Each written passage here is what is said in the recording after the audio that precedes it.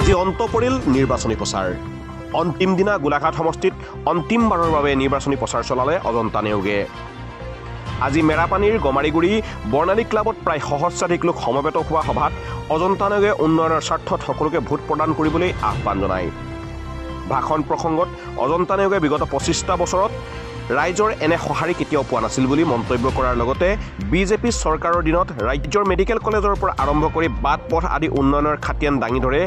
আৰু এগৰাকী মহিলাৰ সাহস হিচাপে আগুৱাই যাব বুলি মন্তব্য কৰে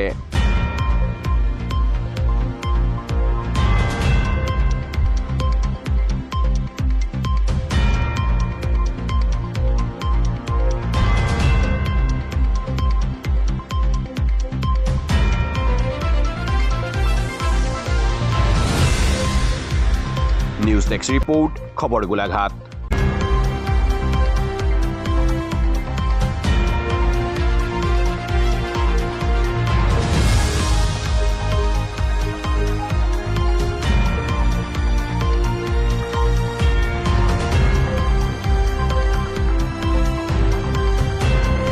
মিছা কথা ৰাইজে দেখি আছে না নাই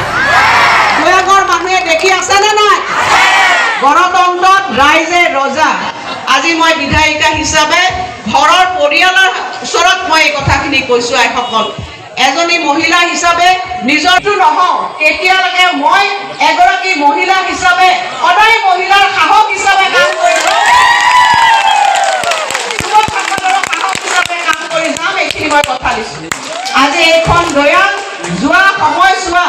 ইমান কষ্ট কৰি আমি একেলগে কাম কৰিছো আজি আপোনালোকে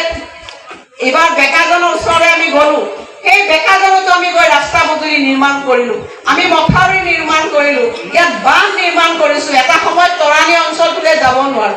এটা সময়ত দলঙৰ অভাৱত আমি বিভিন্ন অঞ্চলবিলাক যাব নোৱাৰো যোৱা সময়ছোৱা ৰাস্তা পদূলি খোৱা পানী বিজুলী বাতি স্কুল বিদ্যালয় অংগনবাড়ী কেন্দ্ৰ এটা কংগ্ৰেছ দলৰ কথাবিলাক ক'বলৈ আছতি 9 এপ্ৰিল তাৰিখত যি বিধানসভা নিৰ্বাচন অনুষ্ঠিত হ'ব এই নিৰ্বাচনৰ আজি প্ৰচাৰ কাৰ্য 5 বজাৰ লগে লগে সামৰণি পৰিব গতিকে আমি পদুমণি উন্নয়ন খণ্ড অধীনত 10খন গাঁও পঞ্চায়তত ইতিমধ্যে পঞ্চায়তে প্ৰচাৰ অভিযান চলাই ইতিমধ্যে উষাগৰঙা খেলপথাৰত এখন বৃহৎ জন সমাৱেশত নিৰ্বাচনী প্ৰচাৰত মন্ত্ৰী মহোদয়ে ইতিমধ্যে ভাষণ প্ৰদান কৰি আছে তাৰ পিছত আমাৰ গমাৰিগুৰি উন্নয়ন খণ্ড অধীনত 13খন গাঁও পঞ্চায়ত আছে এই 13খন গাঁও পঞ্চায়তৰ সকলোৱে নিজ নিজ গাঁও পঞ্চায়তত নিৰ্বাচনী প্ৰচাৰ ৰেলীয়ে যোগেদি ৰাইজক লৈ আহি আমাৰ গমাৰি উন্নয়ন খণ্ড অধীনৰ বৰ্ণালী খেলপথাৰত সকলো ৰাইজ সমবেত হৈছে ইয়াত এটা জনসমুদ্ৰৰ ৰূপলৈ ৰূপ লৈছে গতিকে অলপ সময়ৰ পিছতেই আমাৰ মন্ত্ৰী মহোদয়ে আহি সকলো ৰাইজক এখন সভা সম্বোধন কৰিব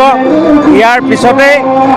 এই নিৰ্বাচনৰ সম্পূৰ্ণৰূপে প্ৰচাৰ কাৰ্য বন্ধ হ'ব সমগ্ৰ অসমৰ সাধাৰণ নিৰ্বাচন যিহেতু অহা 9 এপ্ৰিল তাৰিখে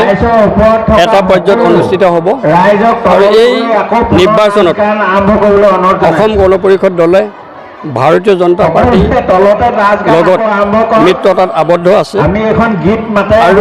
অসম গণ পৰিষদ দলৰ 26টা আসনৰ উপৰিও অসমৰ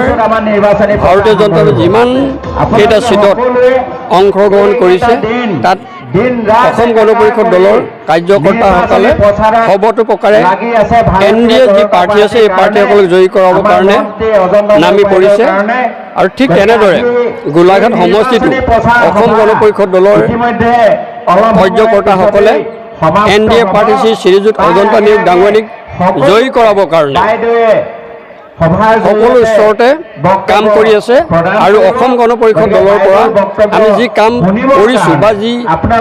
নিৰ্বাচন যিবোৰ কাৰণে ব্যৱস্থা গ্ৰহণ কৰিছোঁ ইয়াত আমি নিশ্চিতভাৱে ক'ব পাৰোঁ যে অহা 9 এপ্ৰিল তাৰিখে অনুষ্ঠিত হোৱা এই NDA পাৰ্টী অজন্তা নেওগ ডাঙৰীয়ানী প্ৰায় 50,000 বা 55,000 ভোটত জয়লাভ কৰিব।